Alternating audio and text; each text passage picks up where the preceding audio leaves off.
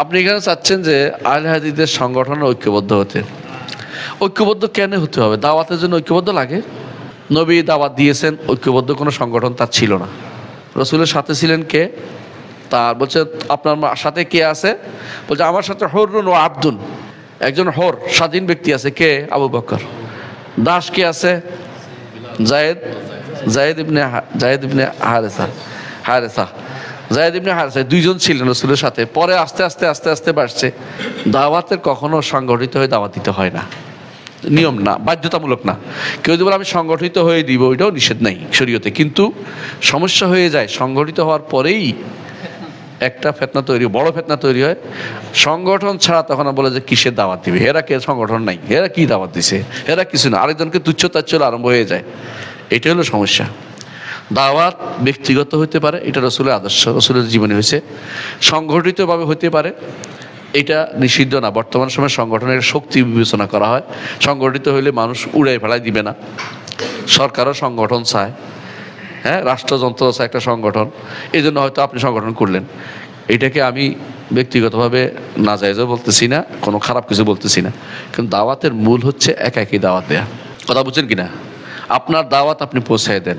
যদি কোনো সংগঠিতভাবে দাওয়াত দেন তাও নিষেধ নাই, কিন্তু এককভাবে দাওয়াত দেওয়া হচ্ছে রসুলের আদর্শ। রসুলের যুগে রসুল একা দাওয়াত দিয়েছেন, যুগে যুগে সাহাবায়ে কেরাম চলে গেছে একা। বলে নাই যে এই রে আবু বকর, ওমর, ওসমান সব চল আমরা একসাথে একখান দাওয়াতে বেরোয় যাই। এই কাজ করেন নাই কেউ, এই কাজ করেন নাই। হ্যাঁ, রসুল্লাহ সাহেব এক গোষ্ঠীকে পাঠিয়েছেন 70 জনকে, কিন্তু সংগঠিত বা কোনো ইয়া ছিল না। এটা সবাই রসুলের কি উম্মত, রসুলের সাহাবী হিসাবে সবাই গেছে দাওয়াত দিতে। এই জন্য সংগঠিত হয়ে দাওয়াত দিতে হবে এমন কোনো বাধ্যবাধকতা নাই। দাওয়াতের মূল হচ্ছে দাওয়াত হয় ফুরাদা, এককভাবে দাওয়াত দেন, এটা বরকত আছে। আবু বকর রাদিয়াল্লাহু আনহু একক দাওয়াতে ইসলাম নিছে কে? ওসমান। ইসলাম নিছে কে? সাদ ইবনে আবি ওয়াক্কাস। ইসলাম নিছে জুবায়ের। ইসলাম নিছে আবু বকরের দাওয়াতে 30 জনের বেশি প্রথম ইসলাম গ্রহণ করছে। তার কি সংগঠন ছিল? আসল সমস্যা হচ্ছে কি জানেন, আমি মনে করতেছি, আমার ভুল এটা ধারণা, আমি মনে করতেছি মানে যিনি দাওয়াত দিচ্ছেন যে একসাথে হলে তো একটা লাভ, একসাথে লাভ আছে, ঠিক আছে, কোনো সমস্যা নেই, একসাথে হলে লাভ আছে, আমরা একতাবদ্ধ অটোমেটিকলি হয়ে যাব, অটোমেটিকলি একটা। আমি যে আজকে শহীদুল্লাহ খানের নাম বলছি, আমি কি ওর দল করি? দলের বিরোধিতা তো করি না। কথা বুঝেন জিনিসটা। যেহেতু আকীদার ক্ষেত্রে আমরা একই মানহাজের অনুসারী, আমি দূরে থাকলেও আমি এক, যেখানে থাকি না কেন আমি কিন্তু তার সাথে দ্বিমত করার কোনো সুযোগ নাই, কারণ আকীদা মানহাজে এক আমরা। আর যদি কোনো দলের ভিতরে থাকে দুইজন দুই রকম থাকে, দল করি আর কি লাভটা হইলো? বুঝেন না কথাটা? একই দলের ভিতরে আপনি দেখবেন কেউ হাদিস অস্বীকারীও আছে না? একই দলের ভিতরে কবর পূজারীও আছে, মাজারিও আছে, মিলাদিও আছে না?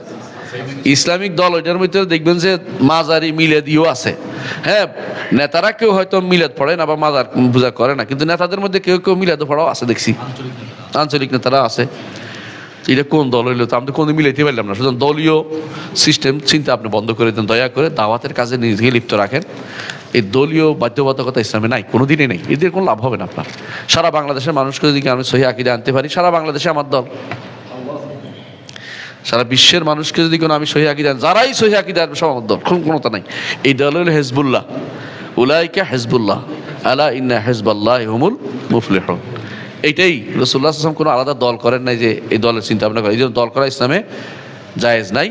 সংগঠিত থাকা জায়েজ আছে, পার্থক্য আছে দল এবং সংগঠনের মধ্যে, যার উপরে ভালোবাসা এবং মন্দবাসা নির্ভর করে। বুঝলেন কি না? এটা দল।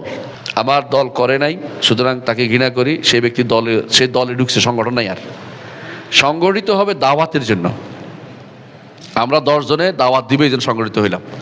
যেমন আপনি আসরের পরে বের হলেন যে মানুষদেরকে দোকানে গিয়ে দাওয়াত দিবেন, ভাই মসজিদে আসেন, মসজিদমুখী করছেন, তাহলে এই সমস্যা নেই, আল্লাহমুখী। এরকম লোকগুলিকে শুদ্ধ করতে পারি নাই বলেই তো আমি বিপদে আছি। কারণ যখনই আমি দল শুনছে ওরা আমার দলে ঢুকে নাই, তখন তারা বলছে যেটা একজন যেখানে পাওয়া যায় সেখানে। এই জন্য দেখেন এই দিক থেকে অনেকেই মসজিদে এসে ইমাম সাহেবের কাছে শোনে, কিন্তু দলের আলেমের কাছে শোনে না। কারণ দলের আলেমে আমার দলে নিয়ে যাবে, ডরে যায় না। ইমামের কাছে শোনে, ইমাম সাহেব তো আমার একটা ভালো কথা কইব মনে করে। আমাদের ইমামের ভূমিকা আসা দরকার, ইমাম সাহেবের ভূমিকা আসা দরকার।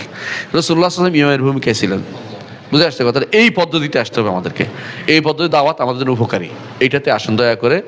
অন্য পদ্ধতির আমাদের ইয়াতে যাবেন না, ওইটাতে আমাদের লাভ নাই। আমরা যদি সারা বাংলাদেশের মানুষকে বিশুদ্ধ আকীদা মানহাজি নিতে পারি, তাহলে আমাদের এত কষ্ট করতে হবে না। যে ক্ষমতায় যাক না কেন আমার কোনো ক্ষতি হবে না। কথা বুঝেন কিনা?